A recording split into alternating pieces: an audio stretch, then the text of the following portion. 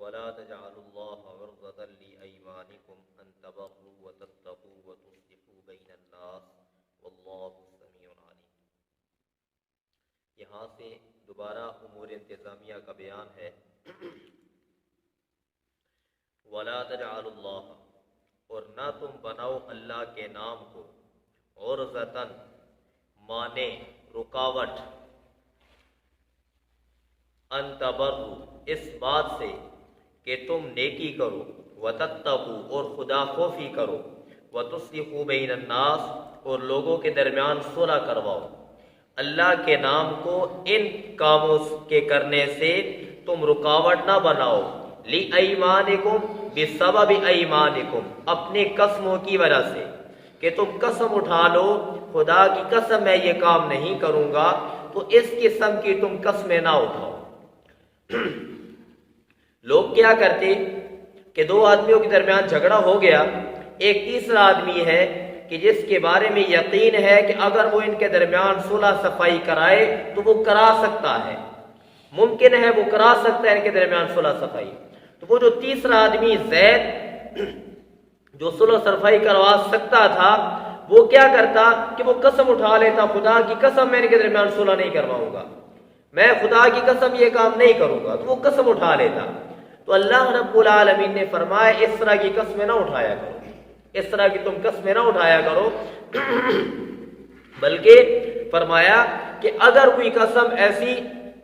اٹھا بھی لو کہ جس کے دوسری جانب تمہیں کوئی بھلائی نظر آئے تو اپنی قسموں کو توڑ دو، اس کا کفارہ دو اور جو بھلائی والا کام ہے وہ کر لو۔ پیارے پیغمبر صلی اللہ علیہ وسلم نے فرمایا کہ اگر میں کوئی قسم کھا بیٹھوں اور اس کے توڑنے میں مجھے کوئی بھلائی نظر آئے تو میں قطعاً اس قسم کو توڑ دوں گا اور میں اس قسم کا کفارہ دوں گا۔ قسم کا کفارہ کیا ہے؟ وہ 7ویں پارے کے شروع میں اللہ رب العالمین نے بیان فرمایا ہے۔ اطعام 10 مساکین، 10 مسکینوں کو کھانا کھلانا، نمبر 2 یا کپڑے پہنانا یا غلام آزاد کرنا، یہ کفارہ ہے اس کا۔ اور جو یہ 3 چیزیں نہ پائے تو وہ پے در پے 3 روزے رکھے گا، یہ قسم کا کفارہ ہے۔ ایک مرتبہ پیارے پیغمبر صلی اللہ علیہ وسلم نے حضرت عبد الرحمن ابن سامورہ رضی اللہ تعالیٰ عنہ کو فرمایا، اے عبد الرحمن، اگر سرداری، امارت اور امامت تو اس کی کبھی طلب نہ کرنا، اگر بغیر مانگے تجھے مل جائے، دے دی جائے تو خدا کی طرف سے تیری مدد کی جائے گی، اور اگر تو ان کو مانگ کر کے لے گا تو تجھے ان کے حوالے کر دیا جائے گا، اللہ کی مدد پر شامل حال نہیں ہوگی۔ اور اگلی بات فرمائی، تو اگر کوئی قسم کھا لے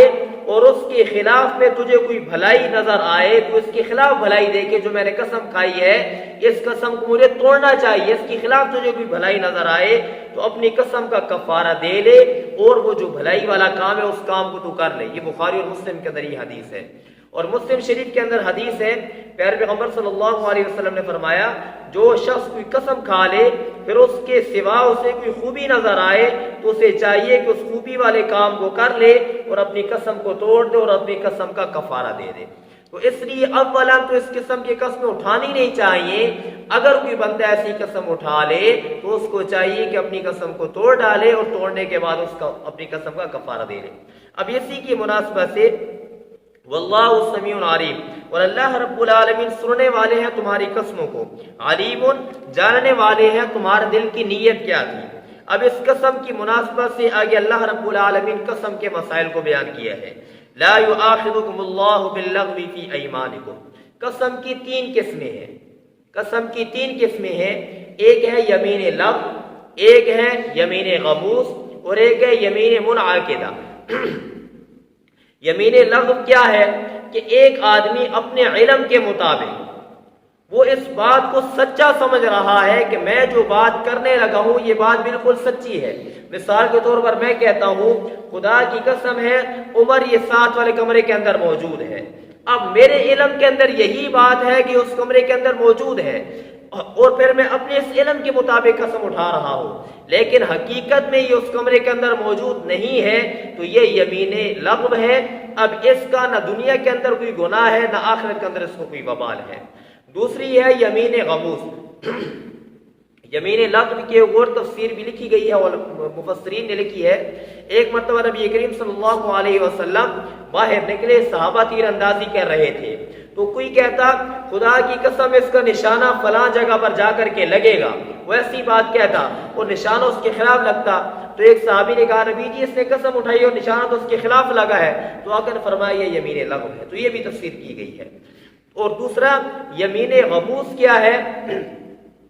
کہ آدمی جان بوجھ کر جھوٹی قسم اٹھاتا ہے، میں کہتا ہوں خدا کی قسم عمر دوسرے کمرے میں موجود ہے، حالانکہ مجھے پتہ ہے کہ یہ وہاں پر موجود نہیں ہے، اس کے باوجود میں جان بوجھ کر جھوٹی قسم اٹھاتا ہوں، تو اس کو یمین غموس کہتے ہیں۔ اس کا بھی کفارہ شریعت نے مقرر نہیں کیا۔ اب اس کا یہ مطلب نہیں ہے کہ اس کا کفارہ نہیں ہے تو یہ گناہ چھوٹا ہے، یہ مطلب نہیں ہے، بلکہ اس کا مطلب یہ ہے کہ یہ اتنا بڑا گناہ ہے، اتنا بڑا گناہ ہے کہ کفارہ اس کے سامنے ہیچ ہے، اس کفارے کے ساتھ بھی اس کا گناہ ختم نہیں ہوتا، بلکہ اس کا کفارہ یہ ہے کہ انسان کثرت کے ساتھ اس گناہ پر اللہ رب العالمین سے معافی مانگے، ندامت آئے اس کو اور اللہ سے معافی مانگے۔ اور تیسری ہے یمین منعقدہ، مستقبل کے کسی کام کے اوپر انسان قسم اٹھاتا ہے کہ میں فلاں کام کروں گا، اگر تو وہ کام کرنا جائز ہے تو انسان وہ کام کر لے، اور اگر وہ کام کرنا ناجائز ہے، کرنا مناسب نہیں ہے، تو انسان اپنی قسم کو توڑ دے، کفارہ دے اور بھلائی والے کام کو کر لے۔ لا یؤاخذکم اللہ، نہیں پکڑے گا تمہیں اللہ آخرت میں، باللغو، لغو کے ساتھ، یعنی بلا قصد اگر جھوٹ بولا گیا تو اس پر تمہاری پکڑ نہیں ہے، فی ایمانکم، تمہاری قسم میں، نہ دنیا کے اندر کوئی کفارہ ہے نہ آخرت میں گناہ ہے، ولیکن یؤاخذکم، اور لیکن مواخذہ کرے گا تمہارا اللہ آخرت میں، بما کسبت ایمان، بما کسبت قلوبکم، اس کا کہ جو کسب کیا تمہارے دلوں نے، جان بوجھ کر جھوٹ بولا، واللہ غفور حلیم، اور اللہ رب العالمین بخشنے والے ہیں۔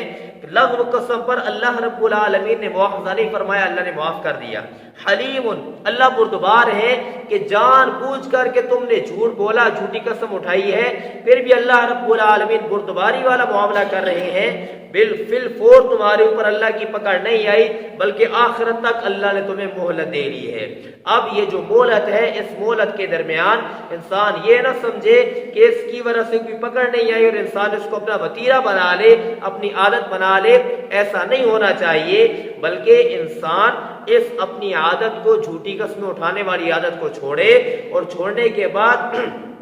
اللہ رب العالمین سے معافی مانگے اور ندامت کے آنسو اللہ رب العالمین کے حضور بہائے۔ اب للذین یؤلون من نسائہم، یہاں سے آگے ایلا کا مسئلہ ہے۔ اب قسم کی مناسبت سے ایلا کا مسئلہ ہے کہ ایک انسان قسم اٹھا لیتا ہے کہ میں اپنی بیوی کے پاس نہیں جاؤں گا، اس کی مختلف صورتیں ہیں، اور اس کے نتیجے میں طلاق بائن واقع ہوتی ہے، پھر اسی کے ساتھ آگے اللہ نے طلاق کے مسائل ذکر کیے ہیں، تو انشاءاللہ یہ کل ذکر کیا جائے۔